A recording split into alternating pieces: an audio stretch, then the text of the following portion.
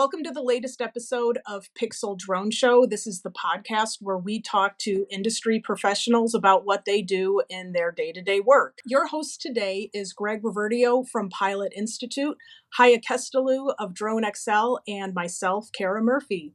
Today we have on Carmaine Means. I've been friends with Carmaine since 2017. We actually met up when I was living in California's Bay Area and we got to shoot together, which was amazing. And since then, I have gone on to see you become a drone photojournalist for first CBS News and now CNN, which is really just so impressive. And so thank you for being on the show with us today, Carmaine. It's great to have you here.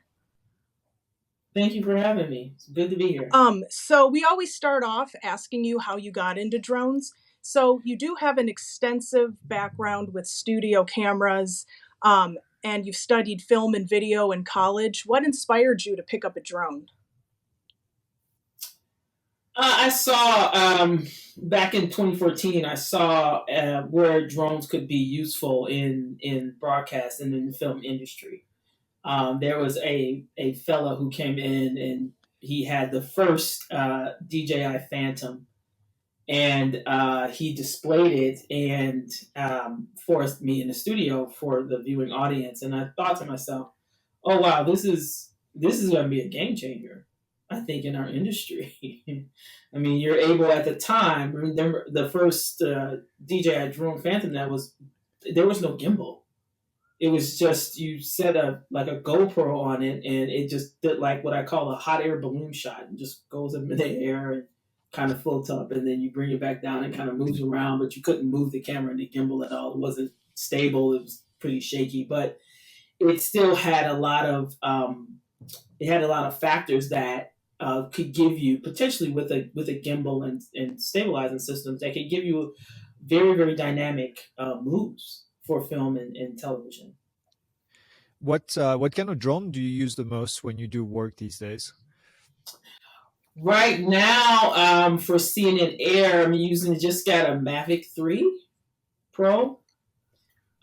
Use that. I also use the and I also just used a Inspire 2 Pro. So those are two that we're using right now. I know that in CNN Air, the head of CNN Air, Greg Advent, he mentioned that we also have an industrial-sized drone that's capable of also with a red Komodo camera and some pretty impressive lenses to do more things. And one of the things that's great about CNN Air is that it crosses platforms within Warner Media. So not only does it does things for the news and the broadcast side, but also things that for CNN Plus and potentially HBO and all of these TNT sports. So we need, and we have a vast variety of different ranges for different clients within Warner Media and even outside of Warner Media who use Warner Media services. So.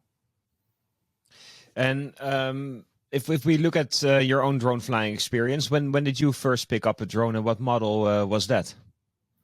2014, and it was a Phantom. Yeah. My first one was a Phantom. Was it the Phantom 3, I think? Yeah. I think the Phantom 3 is one of the drones that most people got started with. Yeah. And then I graduated to the Phantom 4 Pro. Yeah. And then the Phantom kind of went out. The Phantom 5, we're still waiting for that one. I want a Phantom 5. I was listening to you saying, I don't think there's going to be any more Phantom 5. They're just moving into Mavic, and that's exactly what happened. Mavic took over for the Phantom design. Yeah. And so, I've been using that. We also use Autel. I have an Evo 2, and which is it's a great drone. It has its purpose and when we want to use it and when I want to use it. Particularly with DJI and the GPS and how it connects in the geofencing and all of that stuff. So it does have its place where it comes in handy, and we do use that as well. So with drones becoming more popular and more widely used, do you see in the news gathering industry that drones have basically replaced helicopters, or are helicopters still used as well? Helicopters are still widely used, especially in local news. They have actually done something with helicopters, or usually it was a transmitter receiver sort of thing, and with the dishes that are placed in different areas so you can receive the signal back to the station. They have now since replaced helicopters, that system, with a live view, which is a satellite mobile uplink unit, or a DiGero. And what that allows you to do is you're able to transmit via cell service anywhere. So you don't have to have that range that maybe microphonics will give you, because no one flies a helicopter and doing those kinds of shots with satellite, but they do use microphonics, and so it's replaced that, and I think drones has its place, right? Like, helicopters do a lot of traffic things, for the morning and those kinds of things, or very secure areas. But in a place like LA, which they have a huge police helicopter presence, as well as news presence, but they someone like Cal Fire, they're very, very accommodating for drone pilots. So we're able to get a different perspective, right? A closer perspective than, let's say, a fire somewhere, where a helicopter just can't get it, even though they have expanded in some ways, but in a lot of ways they're very limiting. So the news operations are still hand in hand with that. Yeah, they still use drones for certain things, particularly with telling more intimate stories, telling kinds of things, opposed to like doing like a traffic stop or something like that. Yeah, that makes sense. So do you think that, and just in your opinion, do you think that drones are a better tool for capturing aerial footage than helicopters? What are the benefits and detriments to each in your opinion? In my opinion, it depends on the style, the look, and what it is that you have your producer has agreed to, and what as a DP or a photojournalist, what the need is exactly for what you're trying to capture, and how the possibility of you even being able to capture it with a drone. I mean, there's a lot of factors that come into play as to why someone would use a helicopter over a drone. If you're in a place like New York City and you have a lot of aerial shots to get, and you have the budget, the helicopter would be your best bet, right? Because of the rules and things like that they have going on. So it's a similar situation to Washington, D.C. But if you're in a place more like Chicago, and again, depending upon what you want, budgets and stuff like that, but I've seem to think, generally speaking, for local news, yes, drones will give you that more intimate shot, the closer thing, more dynamic in a sense than what a helicopter can give you. A helicopter can't necessarily give you a landscape of a skyline, and you're very, very intimate on buildings, so it gives you just a different perspective for sure. For network, you've used them in the sand dunes, and they're not going to use a helicopter for that kind of stuff. And it was really, really beautiful, and it was dynamic. So, just in my opinion, it just really boils down to the need, where the need is, what it's for, and why. But overall, generally speaking, yes, drones do play a more part of that role than hiring out an aerial helicopter service to get you certain shots. Yes. So from a technical perspective, when you guys go out, do you record in 4K, 30 frames per second? Do you use ProRes? Do you use just a regular H.265 codec? Are you trying to keep it as simple as you can so that that data can go out as quickly as possible? Yes. So we we use, like, a project that I just worked on, a long form documentary. We shot ProRes. We shot H.265. And we shot. We also shot 4K in some regards, and not 30 frames per second, but 23.9. So that's now the look of what a lot of us are doing in broadcast when you're talking about doing long form documentaries and things like that. Most of us are shooting, even with a regular ground camera, we're shooting 24 frames per second, because most of those cameras that we're using now on a network level in the indie docu scene are we're shooting cinematic lenses and cinematic cameras. So the frame rate really for that in the States, what we're using now is 23.94 for the most part. You could use 30. It just depends on what you're doing. Yeah. So what happens once you have the shots that you need? I mean, do you hand it off right away, or do you make a first selection? Are you involved in any of the editing? Can you tell us how that works?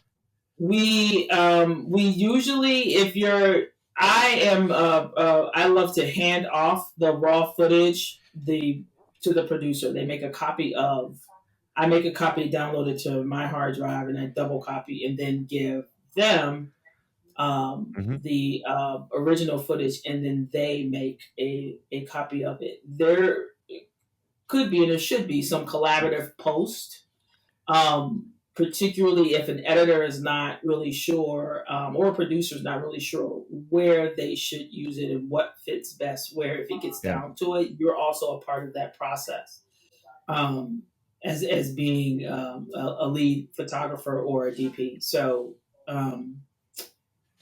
we also used FPV actually on this last shoot, so that was great. But it, yeah, I mean, we're all in that, and that's how I do it, because we have basically FTPing, which those file sizes are huge, and it takes a long time to send it that way, opposed to just putting it on a hard drive and letting the editor directly ingest into their system. So for sure, yeah. And the producers upload it later to the library.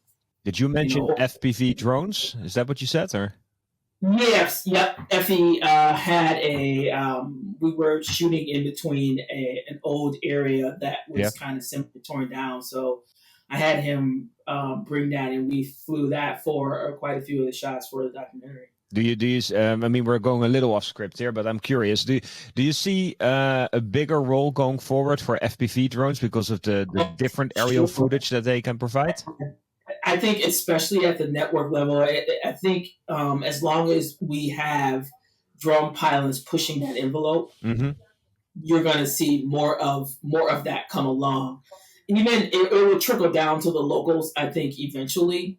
But it's like, you have to get special training for that. It's not like flying a Mavic or anything. That's a special training, because they're originally racing drones that they've augmented into. Now they carry Komodos and Ari, some minis, and they're pretty complex, but still the operation of them are more extremely more skilled than maybe what you're doing with a regular prosumer type of drone that just does kind of not those types of angles and shots, that speed, and what's capable of doing what it's doing, the turning and all of that and flipping. But I hope that that becomes more regularly used. It is definitely a different angle for me. My opinion, it gives you a different angle, a totally different immersive experience. And when you have stories that can do that that you just cannot get with a Mavic, right? Yeah. So I'm hoping that the more of us at a higher level do this, and on films and within doc units and stuff like that, that it trickles down. But I had the same hope, honestly, for mapping, because I for us, you're able to take that 3D image and then flip it into a graphic, a pretty immersive graphic. And we're not there yet, because most drone pilots don't know how to do mapping. Yeah. So we're not there yet, but I'm hoping the other linears that we can pull from and bring them back into film and into broadcast, for sure. Yeah, I mean, I can imagine, especially when it comes to storytelling and news reporting, if you can have a 3D map and you can create that quickly and easily to show somebody the situation. For instance, if you go to the situation in Ukraine and you want to show the damage in certain towns, if you had a Yes. 3D Yeah. model, you'd be And able to. it's extremely more immersive than just talking Oh about it yeah, or show this regular ground photography pictures. Like yeah, if we even if they do a situation where they're going in to rescue someone in a place like Syria or something, but how they were able to be rescued by going down here and through this tunnel. I mean, to be able to really see that, and you can see that in mapping. yeah, You cannot see it on just a regular conventional type of graphic map that we have. yeah. So I'm hoping that yes, we get a little bit more. We expand out as far as our services, not just kind of putting the drone up in the air and just flying these regular film and photography shots. Yeah. So when we flew together in 2017, which was almost 5 years ago, because I remember it was like summer or something, so long, but I remember you had these peel off ND filters, and I had never seen anything like it at the time. I thought that was, just really neat. These days, what are your favorite drone accessories that you use when you're filming your footage? Oh, definitely ND Are filters they for still sure. the peel off? I'm curious. Or is there a specific brand or type? Or Yeah, no, definitely. I mean, Greg just bought us. The Mavic 3 Pro comes with the Hasselblad. So there's filters, and he did buy the native okay, filters for those. But yeah, I mean, ND filters are huge. I also love the Lume Cube, the LED, yeah. the high powered lights, because at nighttime, or even the day, it helps you in terms of what's front and what's back, just by changing the color on the front or the top and the back of a light. FE's is set up that way, which is a good, because sometimes you can get turned around, right? Especially at night, you can get turned around. So that's a good feature to have. Daytime for sure. ND filter. I mean, that's pretty much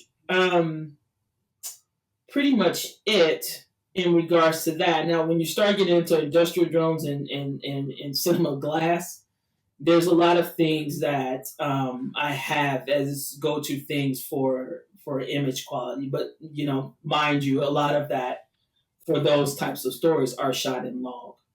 But that being said, I still prep my lenses and my camera as if I'm shooting in already a preset picture profile. So, I use all kinds of.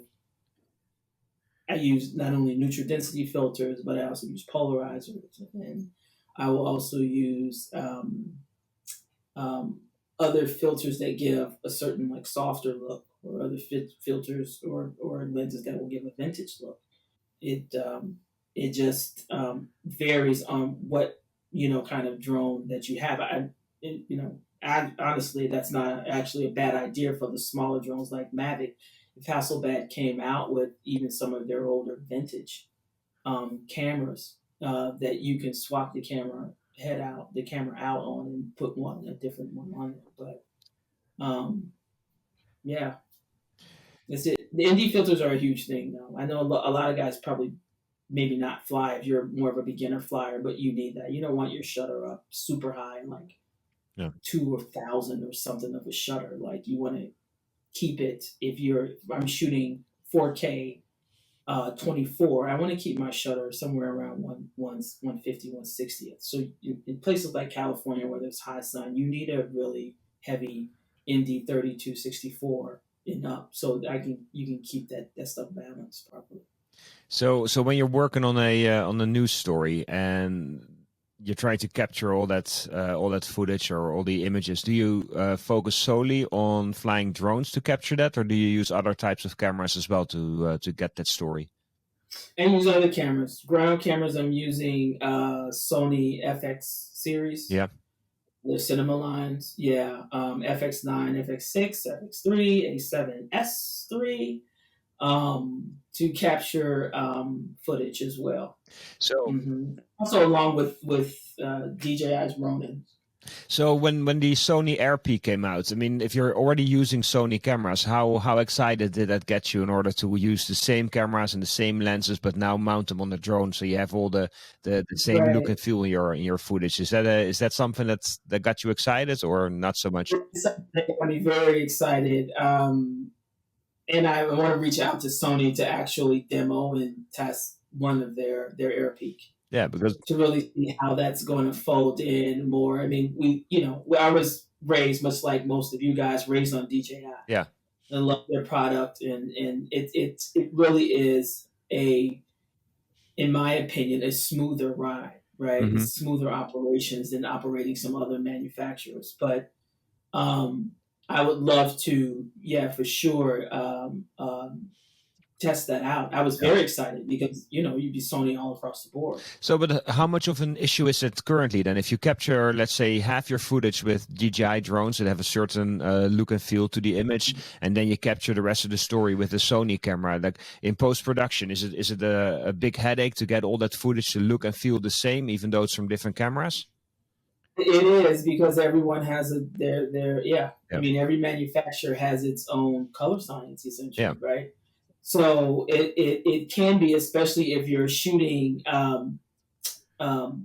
if I'm shooting my FX9 in S Cinetone, which is the Sony's really said it's a beautiful color science. Well, DJI doesn't have that. Yeah. So our managers have done a good job, and our lead editor, Khan, he's done a great job of matching as best.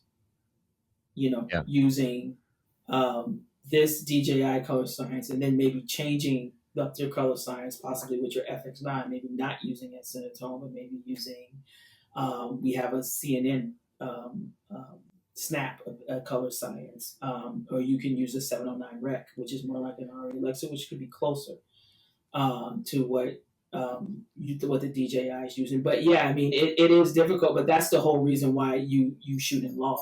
So you have more flexibility, yeah.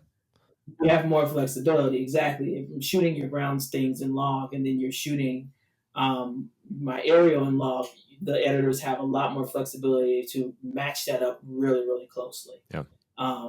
Using coloring or also Andover's and LUTs. So it just depends. So let's talk about your career and then who you work for and kind of what you do there. You switched from CBS News to CNN. Can you tell us why? And well, when I went to CBS News, the network, I located out of Chicago into Los Angeles, which was my hometown. And at CBS, which I had a great time, but I was always, I always loved what CNN was doing in regards to creating a space for drone pilots to really fly under an umbrella that is, of course, across the board with all of their different entities that are involved in it, which makes you actually more experienced drone pilot than just flying for news, which is what CBS, where it was there. So I decided to, and Chicago being my hometown, so I needed to come back home. So I applied for the position in Chicago at CNN, where, of course, is where I ended up back home and working for CNN and working in this capacity solely. But I'm a photographer really first, and a drone pilot kind of second. I mean, it goes kind of hand in hand, but it's different than a setup, because Greg does have full-time drone pilots within CNN Air. But we're more of the support staff in regards to, I do, ground stuff first, and it complements as what I do as a drone pilot. So I know there's probably not a typical day or week for working at a network as expansive as CNN. So I guess I'll stick to what have been your favorite travel assignments in recent memory. Favorite travel assignments? Or just assignments. Let's see. Yeah, well, the documentary that's releasing, that's been a really a good one. It's one of my favorites, because of the style of what I was doing, what I was using, in regards to camera, lights, the workflow of what it is, and that's more of a production workflow opposed to what we call ENG, which is electric news gathering kind of workflow. We did not have a like a correspondent or an anchor presence in doing this style of documentary, which I thoroughly enjoyed. The 10 weeks that I had to work on this, so um, I guess my next favorite would probably be this summer. I traveled like all over. I was in Chattanooga, Tennessee. Was pretty Miami. Or Fort Lauderdale. I was down there, and I had an aerial drone shoot along with a water drone shoot and underwater photography. Oh, neat. Doing we were doing yeah doing a story about the coral reefs. So that was a good experience doing both using what is it? Is it called Quest? I was just going to ask you what you were using for underwater drones, like what kind of underwater drone you're using. And also, I mean, maybe this is my experience, but I feel like it's a little bit disorienting trying to get footage underwater versus aerial, where you have more you can see what's going on with aerial. Yeah, you're not disoriented. I feel like you're disoriented underwater. Oh yeah, you can get easily. I mean, you can lose your horizon, as they say. You get stuff is. You're out there in the middle of the ocean, rocking back and forth. But and it is something when you're doing that and you're seasick, which is what happened to us. We're seasick. Most of the time it was over, and Jerry was like, "Oh my gosh." But it's a little, because you're still tethered, right? Mm-hmm. In the underwater drone, there's still we use one that's you use a tether, and it's different. But that's why I accompanied it with also using a scuba diver with camera and housing, because I know that it also too has limits, So, but it was great to use. It was actually my first time using it. I hadn't used it ever before, and using it with the shoot, and it was really, we used most of the underwater stuff with the DP who was doing that. But it was an interesting experience nonetheless. I hope that also gets better, in its technology, and it grows more. Yeah, for sure. Yeah, I mean, I guess we would expect so, right? I mean, as all these cameras get better, I'm sure that would trickle down to underwater drones at some point as well. I believe your title is National Network Director of Photography for CNN. Can you tell us what your responsibilities are in that job? The response, I mean, the responsibilities are networking with and collaborating with producers on assignments, and in pre-production, production, and post-production. So you're in the production process, mm-hmm. All throughout the entire process. You're not a part of it. Sometimes as a photojournalist, solely when you're working on a news story, you may come in, you may be the guy just shooting live shots. Or you may be the person just going to get this particular video, and then they kind of piece everything together potentially. So it's a little bit different. You have more, I think I like it because you have more control. You are in that seat and sitting in that position from beginning to finish. I can imagine if you're working on let's say a movie or documentary, and you have time, you can plan the shots, you can plan the way you're going to tell your story, and you have more time to make sure you get that right.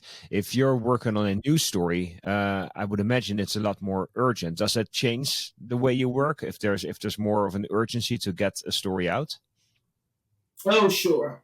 Yeah. I mean, it does. In a lot of regards, when you're doing when I'm on a doc shoot, I have the luxury of doing like site surveys, talking to the producer Yeah. to say, let's go this way instead of going that way.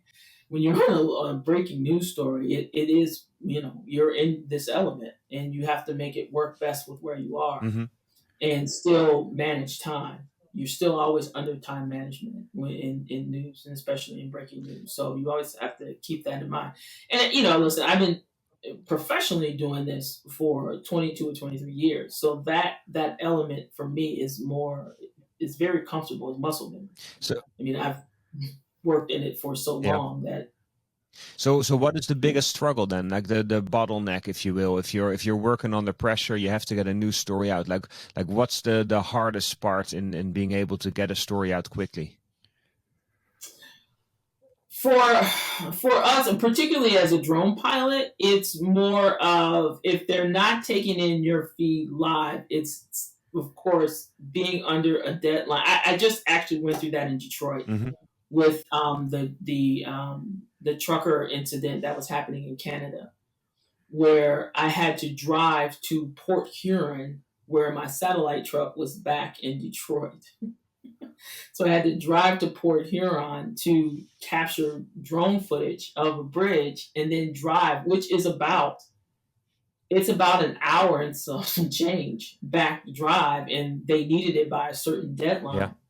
So and it's more easily fed back at the satellite truck that's already tuned in or whatever. You're not gonna possibly have breakup in your live view and telling you to be feeded, and then you're so far away and then they need you to go back and do something else. So yeah, I mean that, managing your time, how fast you can get something up or what exactly is needed, and then sending that back in the most efficient way so they are able to get it and use it. So it makes, you don't want to put yourself in a position where you do all that work and then it can't be used. Yeah. So another follow-up question then. How often do you run into things like geofencing or needing a waiver from the FAA before you can actually take off and gather that footage? I mean, are those issues that you run into when you go out to capture a news story and time is of the essence? I try not to. I try to avoid.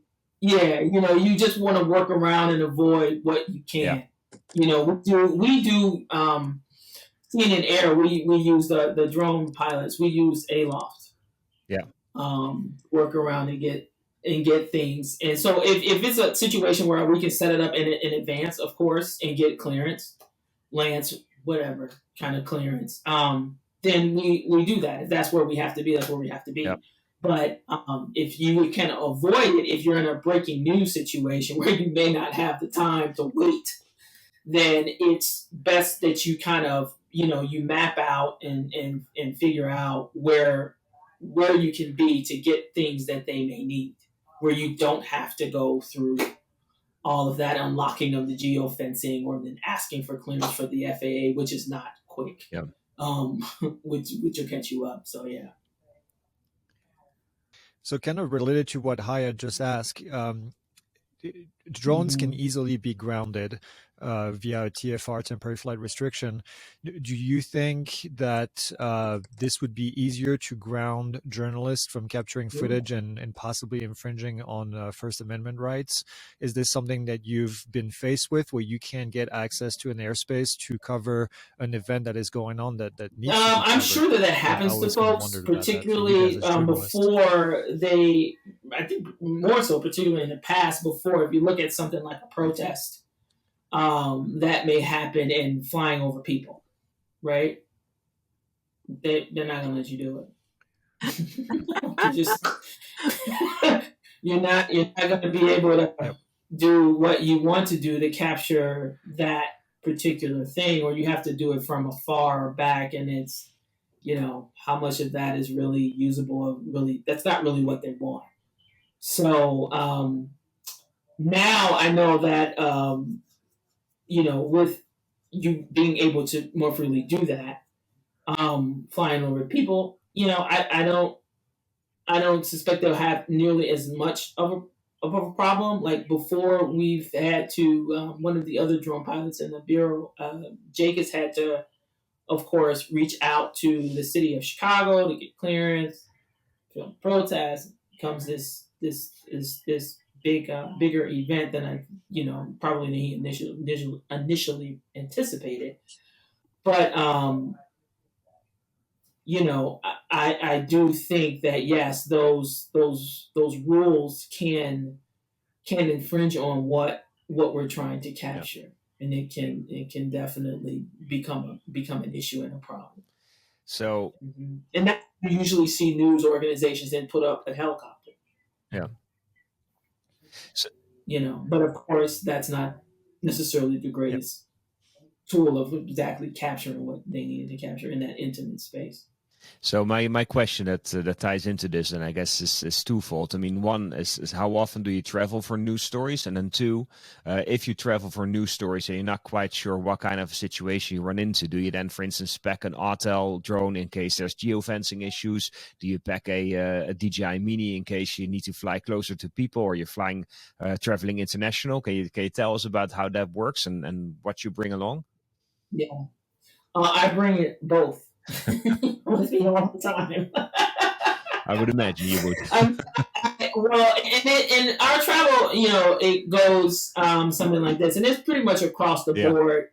Whether it's at CBS, CNN, or whatever for a network. Like some travel is planned, some is not. Yeah. The one that the travel that's not planned. So in that, if I have to go, a lot of places within the Midwest, I have a range. And my range is about 8 hours is my max where I will drive. Yeah. So I can cover, and basically my coverage area can be anywhere, but my immediate coverage area from where I'm based out of in the Chicago Bureau is, the Midwest, and a little bit of the southern region. I could go to obviously Kentucky and Tennessee. Yeah. But in that circumstance, if I'm driving, yes, I carry both of my drones with me. Usually we know in advance, like I did in Detroit, that they're using me for droning specifically. Like they'll send another photographer to do other things, but they're using me just as a drone pilot. Yeah. So, and for that, I actually use the Autel. The Evo 2, I guess, or? Yeah. Yes. So, if we look at DJI drones, the Mini series, from a news reporting perspective, how attractive is a small drone that weighs less than 250 grams for news reporting for you?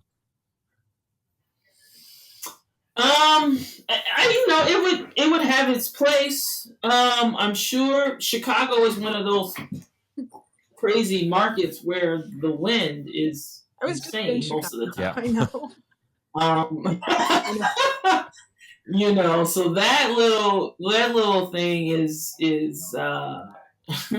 would be probably more of a challenge, and it would probably be one I wouldn't use that much because of that, particularly outdoors, or the inclement weather, But in California, sure, it works. I mean, I know that locally the CBS station in Chicago, they do have smaller drones.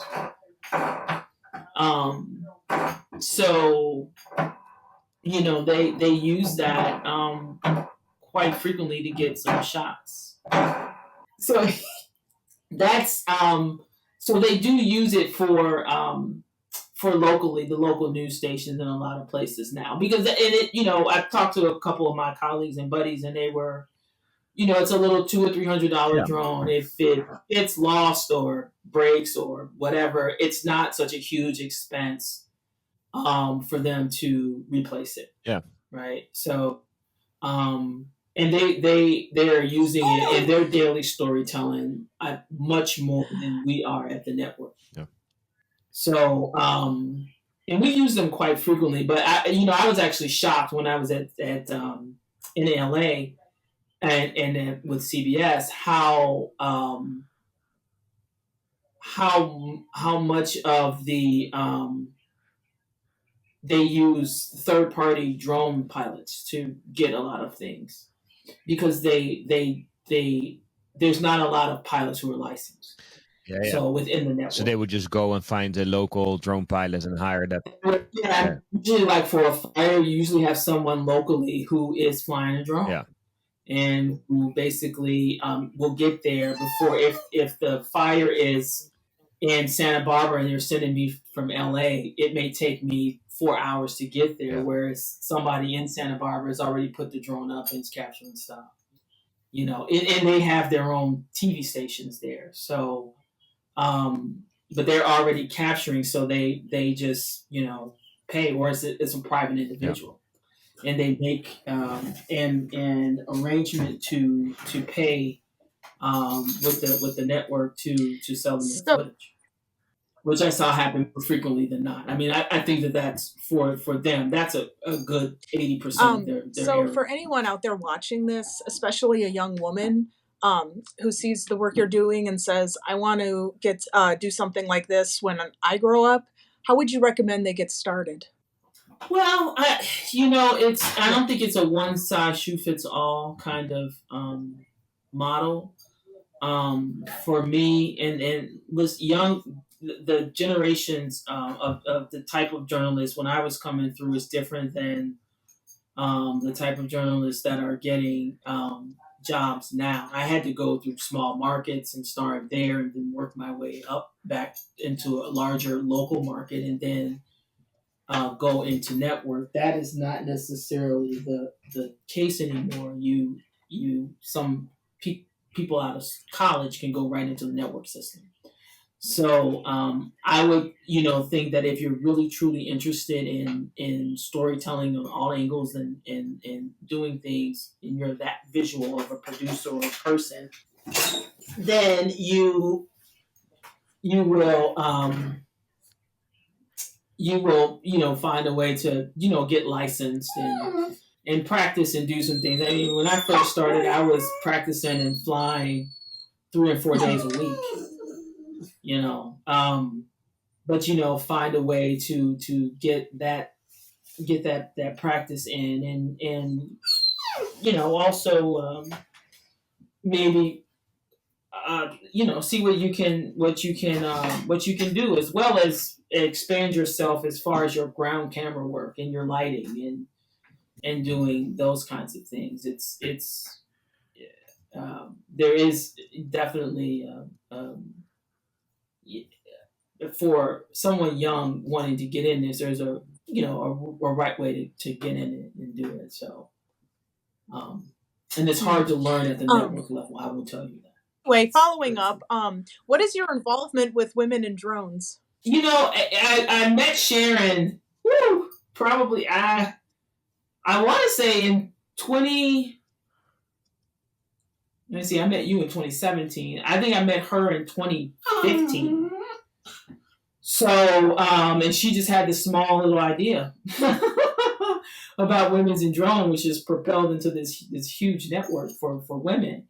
And I try to do as much as I can with it. I mean, my work schedule is pretty hectic.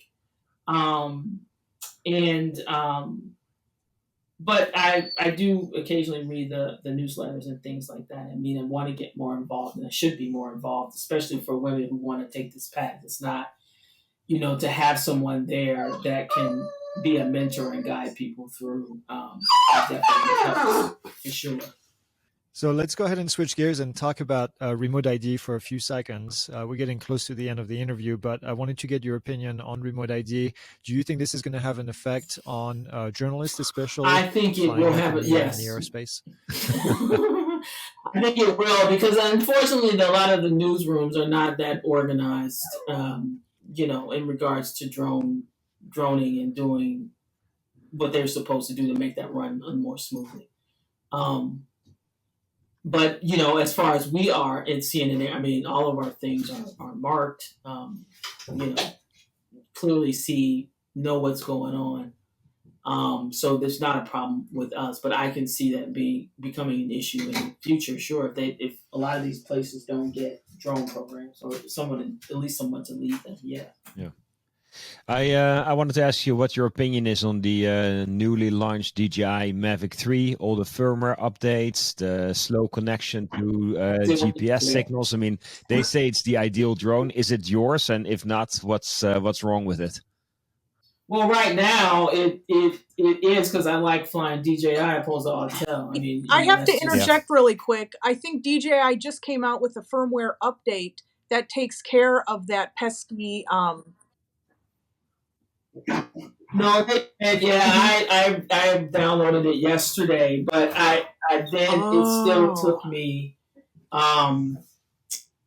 it still took a while, probably a good 5 to 7 minutes that was to my connect experience. to all of the satellites. Like, and it's updated. You know, Yep. It takes a long time. Yeah, I've been getting reports of people having different experiences. Some say that after the last update, the problem is gone, and other people are like, "What are you talking about? It still takes 5 minutes to find satellites." Exactly. And pre this, I mean, Effie and I were out at a location, ours was and fixed. it literally took 30 minutes. Yeah. I don't know what happened this time. I mean, all the other drone launches from DJI have gone way smoother than this one. This seemed like they shipped out an unfinished product and then been trying to catch up with firmware updates. And I don't know. I think it left a lot of people disappointed.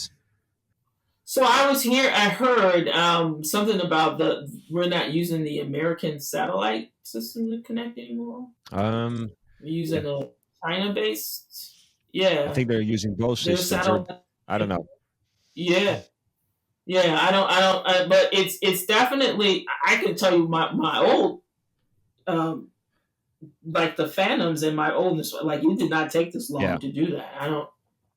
And then it won't let you go up so far. It'll, like, and then you have to, like, bring it back down, because it, a lot of people don't like flying if you don't update your home area. It won't let you do it. We ran into actually a lot of problems with it. To be quite honest. Oh yeah, and especially when you're doing news stories and time is important. You want to get that drone up in the air. And I think there's shots that we actually abandoned the location because it just wouldn't. It just took too long. Yeah. So what would be the ideal news drone? Like, what kind of features would you be looking for if you had an ideal drone? I think it's a batch issue. Oh, mostly what the Mavic has. I mean, Active Track is great. I mean, all of those systems, those autonomous systems are great. And what they have and what they can do. But connecting to your satellites and that taking a lot of time, that's just not okay. Again, it's like we have to put that drone up and then use, like, Autel. You can't even use it. So it's like, okay, or you just abandon the thing for the day, and then you try to figure out, or you're emailing DJI, like, hey, what's the deal with this? Like, I can't even fly in certain areas and locations where I have the okay to fly. It's just that your equipment is not being helpful. To put it nicely. So it does not have to be for work. I'm just curious, what is your favorite drone to fly? You're just going out to fly for fun or whatever, or what's your typical go-to? It used to be my Mavic. I mean, my Phantom. That used to honestly be my favorite drone to fly. I thought it was like the perfect weight. It handled beautifully. In the different environments, especially in Chicago, like, I could take it out with winds up to 15 miles an hour, and I had no problems with it at all. It was just a really beautiful hull to fly, and it just felt so comfortable. I am now getting used to the Mavics, and I also love the Inspire. It's like, I equate it to, people ask me the difference between all of them, and I said, well, put it this way: one's like flying a Mavic is like flying it's like driving a Ford Mustang. But then going up to an Inspire Pro is like driving a Bentley. It's two totally different feels to it. It's two totally different drives to it. I mean, you feel really comfortable with one. I mean, just how it handles in the wind. It handles controls handles, and it's just really a beautiful rig. So I would say for now, because of the practicality of all of that, it inspires a lot to set up. It's not that practical, especially in general news. But it would be the Mavic. Hey, so this concludes our episode, guys. Really quick, I just wanted to ask, where's the best place to find you, Carmaine? I forgot to ask that. I'm very sorry. The best place to find me is either on my social media Instagram handle page. Okay, Carmaine, thank you so much for being on today. Everyone, you can find Carmaine on Instagram, Carmaine, CARMAINE_Means, MEANS, or on LinkedIn, where she also updates. If you've enjoyed this episode of PiXL Drone Show, please tune in when we air every Tuesday morning. Make sure to subscribe, hit the like, and share with your friends. The more we grow, the more we are able to bring you these episodes with some of the best leaders in the drone industry. And thank you, everyone, for tuning in today. We will see you next week.